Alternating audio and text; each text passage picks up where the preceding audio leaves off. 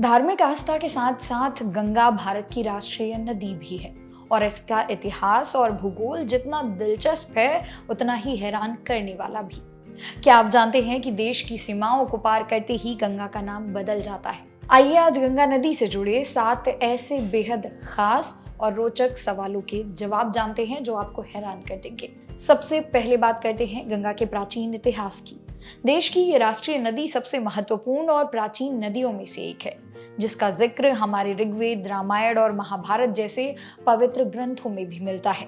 पौराणिक मान्यताओं के अनुसार मां गंगा को धरती पर लाने के लिए राजा भागीरथ ने कठोर तपस्या की थी, इसलिए इन्हें भागीरथी के नाम से भी जाना जाता है। अब सवाल ये आता है कि आखिर गंगा का निर्माण होता कैसे है?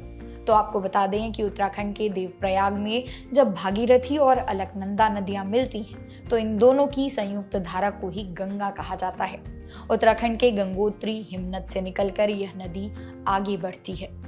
आइए अब बात करते हैं कि गंगा के भौगोलिक विस्तार और इसके आधिकारिक दर्जे की। करीब 10.86 लाख वर्ग किलोमीटर के विशाल क्षेत्र में गंगा नदी बेसिन फैला हुआ है, जिसकी कुल लंबाई लगभग 2525 किलोमीटर है। यह उत्तराखंड से निकलकर उत्तर प्रदेश, बिहार, झारखंड और पश्चिम बंगाल से होते हुए आगे बढ़ती है। क्या आप जानते हैं कि इसे भारत की राष्ट्रीय नदी का दर्जा कब मिला? भारत सरकार ने आधिकारिक तौर पर 4 नवंबर 2008 को गंगा को देश की राष्ट्रीय नदी घोषित किया था, जिसकी जानकारी प्रधानमंत्री कार्यालय के आधिकारिक अभिलेखागार पर भी उपलब्ध है। गर्व की बात यह है कि यह नदी करोड़ों लोगों की जीवन रेखा है। अब बात करते हैं सबसे बड़े और दिलचस्प सवाल पर। क्या गंगा नदी सिर्फ भारत में बहती है? जवाब है नहीं। भारत के अलावा गंगा बांग्लादेश में भी प्रवेश करती है, लेकिन वहां पहुंचते ही इसका नाम बदल जाता है। जब भारत की राष्ट्रीय नदी बांग्लादेश पहुंचती है तो उसे पद्मा के नाम से पुकारा जाता है, जो आगे चलकर ब्रह्मपुत्र यानी जमुना नदी से मिल जाती है। इसके साथ ही गंगा और ब्रह्मपुत्र जैसी नदियां मिलकर दुनिया का सबसे बड़ा नदी डेल्टा बनाती हैं, जिसे सुंदरबन डेल्टा कहा जाता है।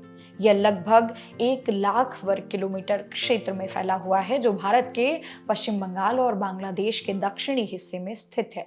इसकी खूबसूरती और जैव विविधता पूरी दुनिया में